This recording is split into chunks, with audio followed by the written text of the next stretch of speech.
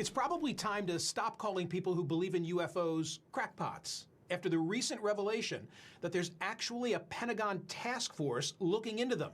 One astrophysicist who has worked for the Pentagon's UFO program since 2007 told the New York Times that he gave a classified briefing to a Defense Department agency about retrievals from, quote, off-world vehicles not made on this Earth. Are we on the brink of full disclosure about visitors from outer space? Joining me now is Christopher Mellon. He served as Deputy Assistant Secretary of Defense for Intelligence during the Bill Clinton and George W. Bush administrations. He also co-hosts Unidentified, Inside America's UFO Investigation on the History Channel. So, Chris, I sense that there has been a sea change recently in the way in which these reports are being carried and covered. What accounts for it? What has gone on recently? Yeah, thank you very much.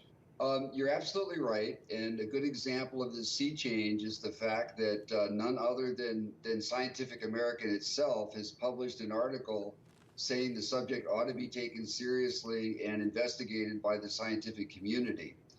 I think this change is largely primarily a result of the fact that the Defense Department and the Navy themselves have stood up and publicly acknowledged that this phenomenon is real, that this is happening, that our Navy pilots are encountering these vehicles.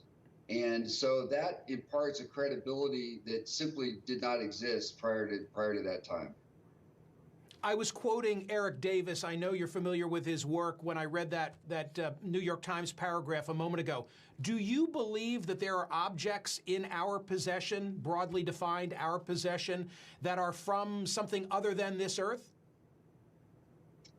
What I will say about that is that I think that assertion should be taken seriously. I'm aware of, I know Eric very well. I understand his arguments. I was present at his briefings on the Hill, and he tried to provide some leads for them to follow to enable them potentially to confirm this.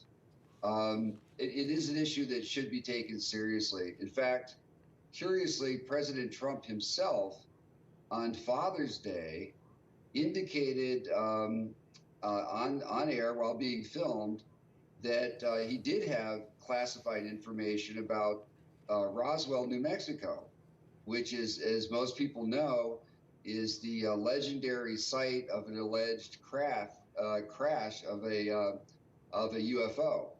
And when asked by his son about declassifying it, he said, "I'll have to think about it." I don't know what there is about Roswell that could be classified or interesting other than that one particular issue. So there is a lot of new press and new information coming forward. And again, as I said, I think this is a topic that the oversight committees should take seriously and investigate.